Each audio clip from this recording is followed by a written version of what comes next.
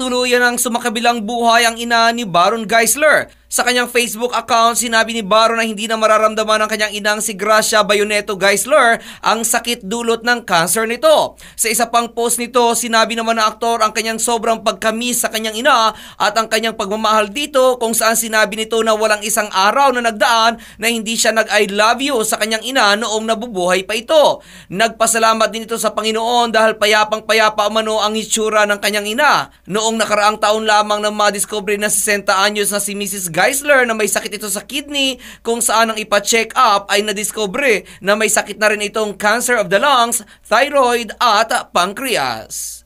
At yan aking balita. Ako naman si RH43 Rocky, ang inyong kaliga sa mundo ng showbiz. Showbiz for more, like and share this page for more.